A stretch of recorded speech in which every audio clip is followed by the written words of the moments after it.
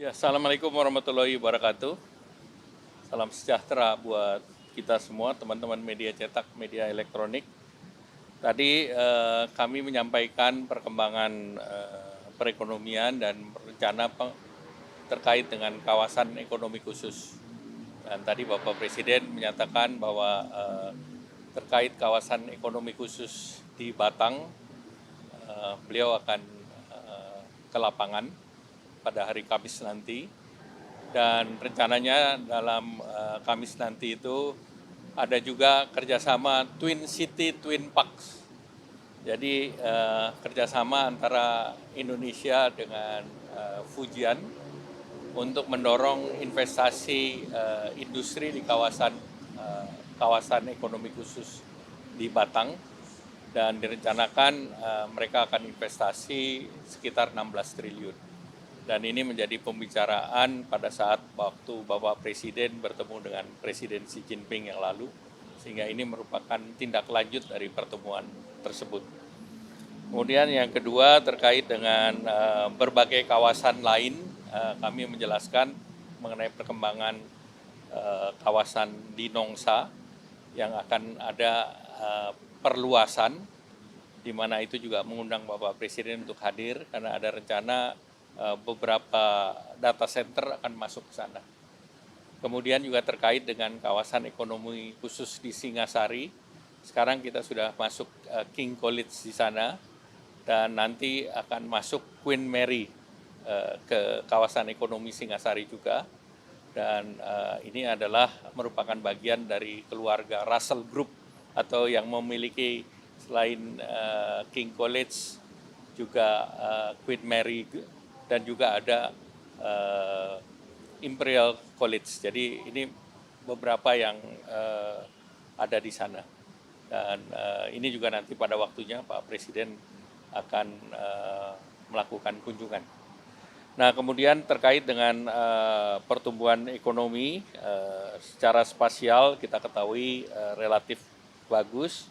Kemudian inflasi kita ketahui juga sampai Februari inflasi masih rendah, di mana core inflation-nya masih positif, dan juga core inflation-nya masih 2,48%. Nah, tentu kami lihat bahwa indeks keyakinan konsumen PMI juga Februari masih tinggi 53,6. Kemudian juga relatif pertumbuhan kredit di Januari masih 10,3, dan pihak ketiga 5%. Di akhir Februari cadangan devisa relatif masih tinggi. Nah, kemudian kami juga bahas sektor-sektor yang masih tumbuh, baik itu mulai dari makan minum maupun logam dasar yang relatif juga tinggi. Sektor tekstil pakaian jadi juga masih positif. Kemudian juga terkait dengan mesin perlengkapan. Dan juga kami laporkan terkait dengan neraca ekspor yang tumbuh positif, dan di bulan Februari tertinggi 14 miliar kita punya ekspor, dan secara neraca perdagangan surplus sampai Februari 6,61. Jadi dari berbagai kondisi tersebut kami laporkan bahwa perekonomian Indonesia secara fundamental masih baik. Kita bisa melihat GDP growth kita dibandingkan Malaysia, Chile itu relatif masih tinggi. Inflation kita salah satu yang terendah termasuk di ASEAN. Kemudian current account balance juga masih, atau budget defisit juga masih kita jaga di 3%. Kemudian juga terkait dengan FDI dibandingkan prosentasi GDP kita juga relatif baik di sekitar 1,5%. Jadi dari keseluruhan ekonomi kita berada dalam fundamental posisi yang kuat.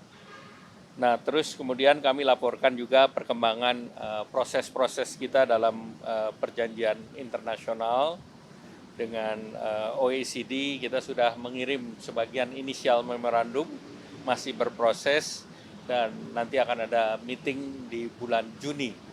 Nanti tentu akan menentukan tahapan-tahapan selanjutnya. Kemudian terkait dengan kredit usaha rakyat, tadi kami laporkan ke Bapak Presiden bahwa terkait dengan kredit usaha rakyat, Bapak Presiden mengarahkan agar komitinya didorong untuk meningkatkan pembiayaan usaha produktif. Jadi usaha produktif tentu menjadi penting karena kredit usaha rakyat yang per sektornya kita lihat pertanian di 29%, perikanan 1,7, industri pengolahan di 7,6, memang perdagangan masih tinggi di 48,4% dan jasa-jasa di 14,2%. Nah, Bapak Presiden minta agar sektor produktifnya ditingkatkan dan tentunya nanti akan ada revisi mengenai Kepres, mengenai KUR, di mana komitenya akan membunyikan itu. Jadi komite kebijakan pembiayaan usaha yang produktif dan dengan adanya perubahan dari struktur kabinet memasukkan menteri koordinator bidang pangan maupun menteri koordinator pemberdayaan masyarakat di dalam komite. Kemudian kita juga membahas yang terkait dengan rencana kerjasama EU-SEPA. EU-SEPA tinggal 2 isu, tadi saya laporkan, yang terkait dengan bea ekspor dan perizinan ekspor. Dua-dua kami sudah laporkan ke Pak Presiden. Kemudian juga akan ada sidang komite bersama antara Indonesia dan Rusia tanggal 14 sampai dengan 15 April. Nah, ini kita berharap bahwa pada saat itu kita bisa mengkonkludkan Eurasia Economic Union FTA. Eurasia Economic Union itu mencakup Uni Soviet, bekas 5 negara bekas Uni Soviet, yaitu Rusia, Armenia, Belarus, Kazakhstan, dan Kyrgyzstan. Dan ini harapannya tentu hampir seluruh bab 14 dari 15 bab sudah selesai. Jadi Bapak Presiden akan berkunjung ke Rusia di bulan Juni. Diharapkan pada kunjungan tersebut principal agreement-nya sudah bisa ditandatangani.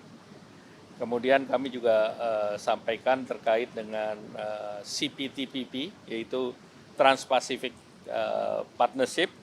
Ini 12 negara, yaitu Australia, Brunei, Kanada, Chili, Jepang, Malaysia, Meksiko, Peru, Selandia Baru, Singapura, Vietnam, dan Inggris. Inggris baru masuk di bulan Desember. Dengan kita memproses diaksesi CPTPP, diharapkan kita membuka pasar Meksiko, Kanada, Peru, dan United Kingdom.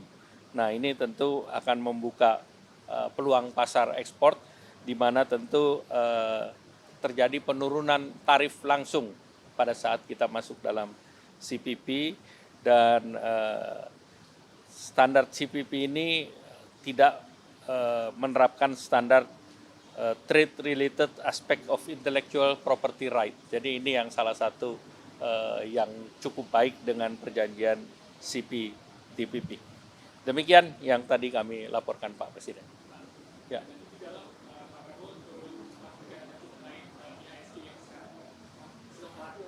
Ya, pertama tentu fundamental ekonomi kita kan kuat. Ya, tentunya beberapa isu-isu yang dikembangkan itu tidak benar adanya, jadi ya diperjelas saja.